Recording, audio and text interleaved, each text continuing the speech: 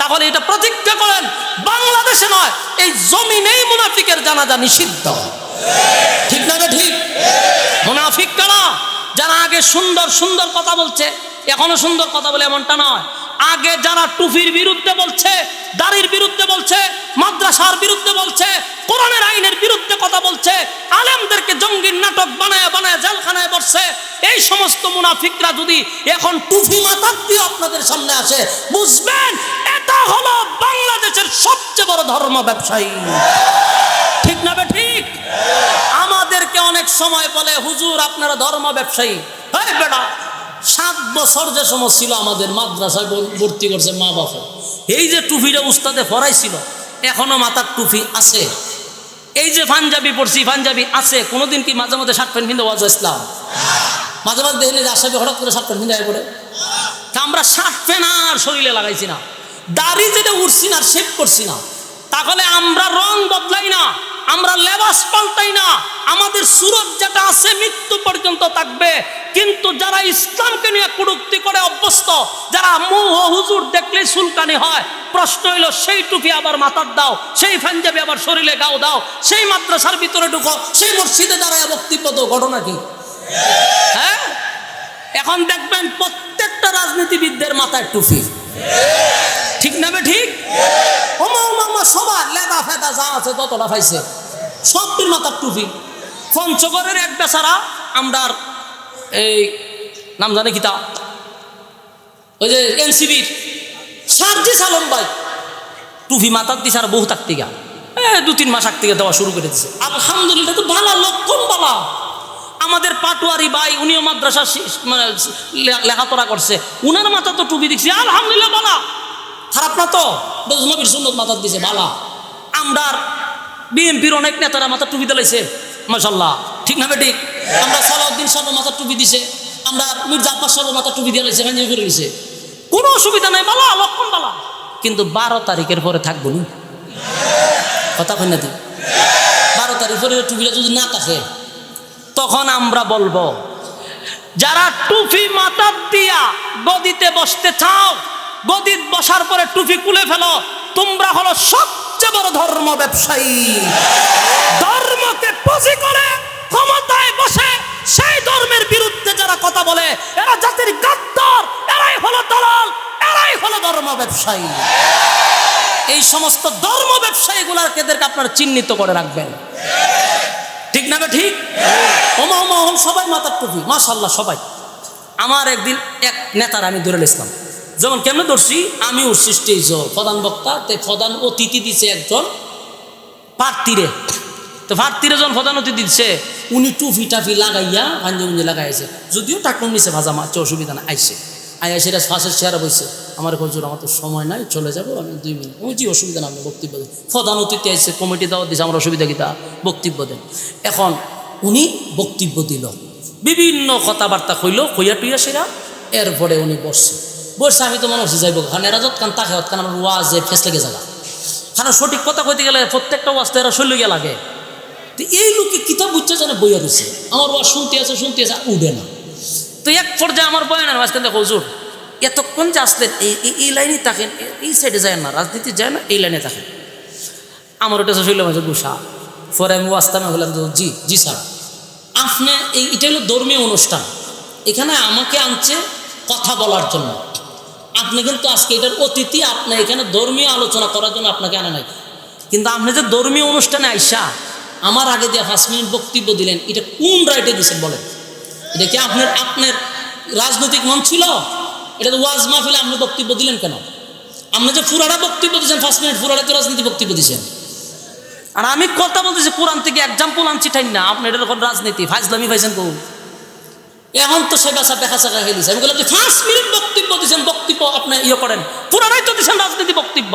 আর আমি কোরআন হাদিসতে ওয়াজ করতে গিয়ে 2 ঘন্টা 1.5 ঘন্টা রেফারেন্স টানছি, আপনাদের কুকর্ম, কাম, কুকাম, দিনের কাম, রাত্রের কাম যা করছেন এগুলো প্রকাশ করতেছি। আমি এখন কোরআনের কথা,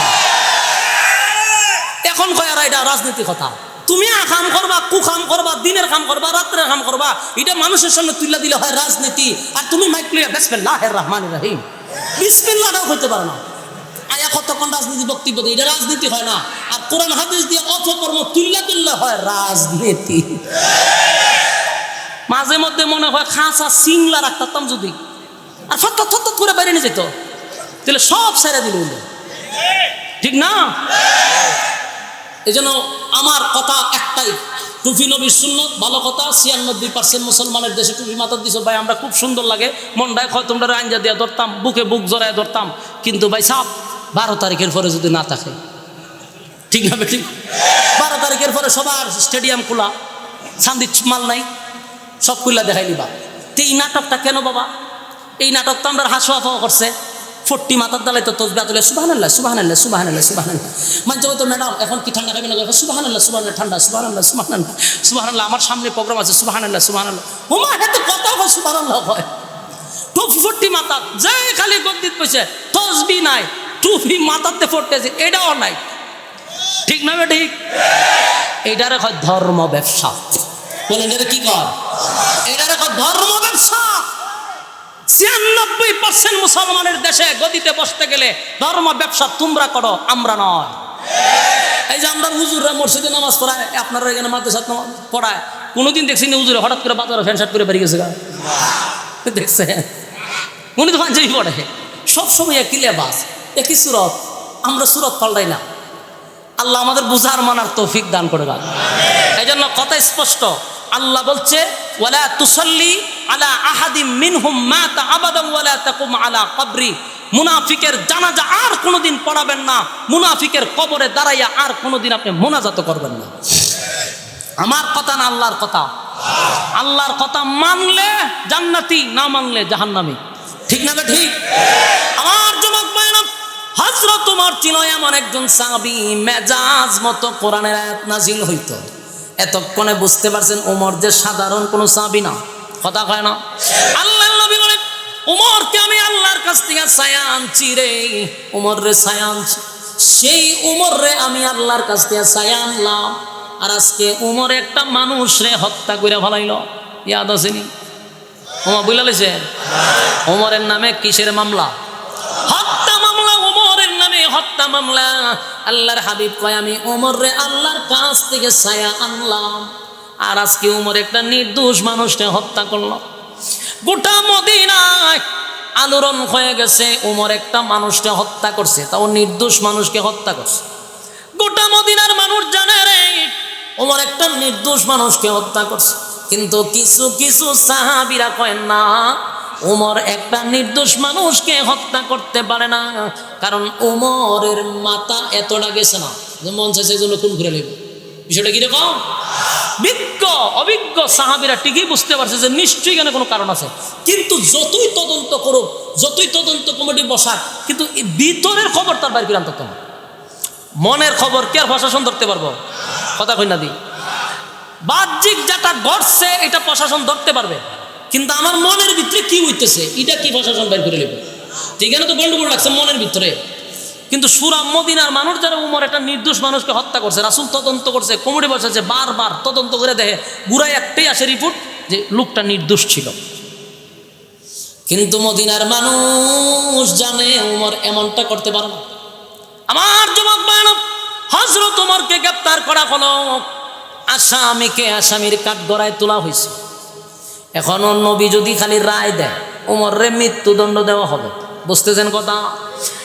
যুবক ভাইরা, আর 5টা মিনিট মনোযোগ দিয়া শুনেন। যদি এখন মনোযোগ না দেন তাহলে পুরা আলোচনাটাই গুল্লাত গেল, কারণ শেষ ফিনিশিং। মনোযোগ দিয়ে শুনে আমার যুবক ভাইরা, হযরত ওমরকে কাঠগড়ায় নিয়ে দাঁড় করাইছে। আসামির কাঠগড়ায় ওমর দাঁড়াইছে, নবীজি বিচারকের জায়গায় বসে আছে। আল্লাহর হাবিব যখন রায় দিবে, কারণ নবী বিচারক, নবী রায় দিলে এখন ফাঁসি। গোটা মদিনার সাহাবীরা কান্দে আর বলে হায় রে, যেই উমর যেদিন কালেমা পড়ছিল তখন মদিনার মক্কার মানুষ লুকিয়ে লুকিয়ে তারা নামাজ পড়ত, প্রকাশ্যে নামাজ পড়ার সাহসটুকু পাইত না। সেই উমর কালেমা পড়ার পরে তরবারিটা হাতে লইয়া মক্কার অলিতে গলিতে দাঁড়ায়া কয়, মক্কাবাসীরা রে, আমার নবীর সাহাবীরা আজকের পর থেকে প্রকাশ্যে নামাজ পড়বে, কেউ যদি বাধা দেস তাহলে জানায়া দিলাম, কারো সন্তানকে যদি এতিম বানাইতে চাস, কারো বিবিদেরকে যদি বিধবা বানাইতে চাস, আমি উমরের তরবারের নিচে আয়, ফয়সালা হবে তরবারি দিয়া। আবু জাহেলের প্রস্রাব পায়খানা ছুটে গেছে, আবু জাহেল পর্যন্ত উমরকে ভয় পাইতো। উমর ঘোষণা দিছে আজকের থেকে নামাজ হবে প্রকাশ্যে সুবহান। উমর ইসলামে গ্রহণ করার পরে ইসলামের শক্তি বেড়ে গেছে, কারো সাহস নাই উমরের সামনে কথা বলার। সেই উমরকে, একটা নির্দোষ মানুষকে উমর কেমনে হত্যা করলো। আল্লাহর হাবিব হইল বিচারক, উমর হইল অপরাধী। নবী হইল বিচারক, উমর হইল অপরাধী। মামলার রায় দিবে নবী, এবার উমরের মৃত্যুদণ্ড হবে। গোটা মদিনায় লারা পড়ে গেছে, কান্নার রোল পড়ে গেছে। হায় হায়, এমন একজন ইসলামের বীর পালুয়ানরে আজকে মৃত্যুদণ্ড দেওয়া হবে। কান্না যেন থামছিল না। আল্লাহর নবী নিজেও চিন্তিত, হায় রে উমর রে, আমি আল্লাহর কাছ থেকে ছায়া আনছিলাম, আর সেই উমর করলোটা কি? ইসলামের তোমার বদনাম খামাইলো, নির্দোষ মানুষটারে উমর হত্যা করলো। এই যুবক ভাইয়েরা, উমরকে যখন রায় দিবে আল্লাহর নবী বিচারক, যেই মাত্র রায় দিবে এমনি জিবরাইল নবীর সামনে হাজির। সুবহানাল্লাহ। জিবরাইল ডাক দিয়ে বলে, হুজুর আপনি তো বিচারক, রায় তো আপনি দিবেন। নবীজি আপনি বিচারক, আজকের মামলার অপরাধী হইল হযরত ওমর, আপনি নবী হইলেন বিচারক, রায় দিলেই উমরের পাশে হবে। কিন্তু নবী গো, মাঝখানে তো একজন উকিলের দরকার, ঠিক না বেঠিক? মামলা লড়ার জন্য একজন উকিলের দরকার। আর আজকে এই মামলার উকিল স্বয়ং নিজে আল্লাহ। এই একটা জবান বন্ধ রাখবেন না, জুড়ে কোন আল্লাহু আকবার, আর জুড়ে কোন আল্লাহু আকবার। এই উমরের মামলা আল্লাহ লড়ে গো, উমরের মামলা আল্লাহ নিজে হাতে নিলেন। আল্লাহ কয় আমি আমার কুদরতি ভাবে উমরের মামলা লড়ব। নবীজি আপনি বিচারক, উমর আসামি, আমি আল্লাহ মামলা লড়ব উকিল হইয়া। নবী রায় দেওয়ার সাহস আছে? নবী এখন আর রায় দিতে পারবে? আল্লাহ যেখানে মামলা লড়বে, পয়গম্বর সেখানে কেমনে রায় দিবে?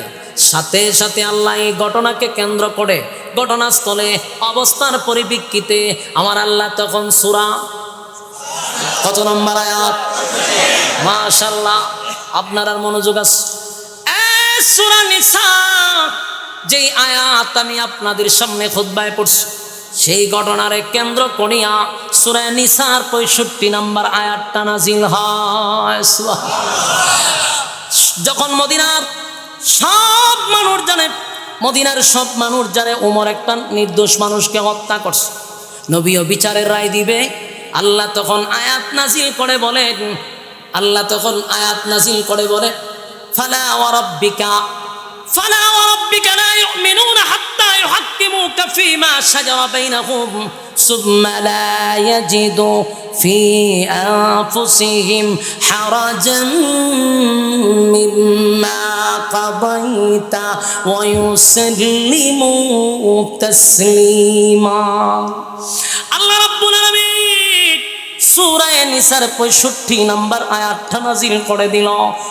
আর আল্লাহ বলেন, ফালা ওয়া রাব্বিকা, আপনার রবের কসম, আপনার রবের কসম।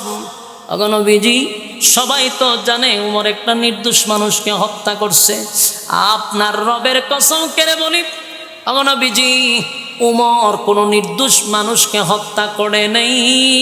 উমর যারে হত্যা করছে সে ছিল একটা মুনাফিক। বলুন কি ছিল? এক গোটা মদিনার মানুষ জানে সে মুসলমান ছিল, কিন্তু উমরের রাঠারে ধরা পড়ে গেছে। কারো কাছে যেটা ধরা পড়ে না, উমরের কাছে সেটা ধরা পড়ে যায়। এই জন্য উমর সাধারণ কোনো সাহাবী না। উমরে যদি শয়তান দেখতো, যে রাস্তা দিয়ে উমর হাঁটতো, ভুলেও শয়তান এই রাস্তা দিয়ে যাইত না। সুবহানাল্লাহ। অথচ দেখেন মানুষের সাথে শয়তান থাকে, আর উমর যে রাস্তা দিয়ে যেত ভুলও শয়তান গেছে, সর্বনাশ। উমর এমন মারাত্মক, সমস্ত মদিনার মানুষ জানে উমর একটা নির্দোষ মানুষকে হত্যা করছে। সবাই জানে লোকটা মুসলমান ছিল, কিন্তু উমরের রাঠারে ধরা পড়ছে যে আসলেই সে মুসলমান না। তাই উমর সেদিনই তারা শেষ করে দিয়েছে। আল্লাহ বলেন ফালা ওয়া রাব্বিকা লা ইউমিনুনা হাত্তা ইউহাক্কিমুকা ফীমা শাজারা বাইনাহুম সুম্মা লা ইয়াজিদু ফী আনফুসিহিম হারাজাম মিম্মা কাদাইতা ওয়া ইউসাল্লিমু তাসলিমা। আগে নবীজি ওমর কোন নির্দোষ মানুষকে হত্যা করে নাই, যারা হত্যা করছে সে আসলে কোনো মুসলমান ছিল না, সে ছিল মুনাফিক। আপনি নবী বিচার করার পরে সে কেমনে কয় আপনার নবীর বিচার পছন্দ হয়? যে লোকটা নবীর বিচার পছন্দ হয় না বলতে পারে, সে কি কোনো অ্যাঙ্গেলে মুসলমান থাকতে পারে? কথা হইল না? হ্যাঁ, কথা কর। নবীর বিচার পছন্দ হয় না যদি কেউ কয়, আল্লাহর আইন যদি পছন্দ হয় না কেউ কয়, কসম খোদা মুসলমানের কাতারে তার নাম থাকতে পারে না। তুমি যেটাই করো কিন্তু এই কথা বলতে পারো না যে আমি নবীর বিচার পছন্দ করি না। আল্লাহ নবী যেটা বিচার করে দিছে এই বিচারের রায় যার পছন্দ হয় না সে মুসলমান হতে পারে না। আর এরকম মুনাফিকরা হলো সমাজের জন্য ক্যান্সার। ক্যান্সার ক্যান্সার ক্যান্সার যদি আপনার হাতে হয় তাহলে এই হাত যদি আপনি কেটে ফেলে দেন বডি সেফ থাকবে। পায়ে যদি ক্যান্সার হয় পা কেটে ফেলে দেন আপনার শরীর সেফ থাকবে। যদি আপনার ক্যান্সার শরীরে রাখেন আপনার পুরা বডি আক্রান্ত হবে, আপনার ধ্বংস হবে। তাই উমর চিন্তা করছে এটা তো মুনাফিক, সে তো পুরা সমাজটার ধ্বংস করবে, এ তো ক্যান্সার, সে তো সমাজ ধ্বংস করবে, তার কারণে বিভ্রান্ত ছড়াবে, সে মুসলমানের 12টা বাজাবে। উমর বুঝতে পেরে তারা জায়গা শেষ করে দিছে, তুই মর, ক্যান্সার দূর করে দিলাম।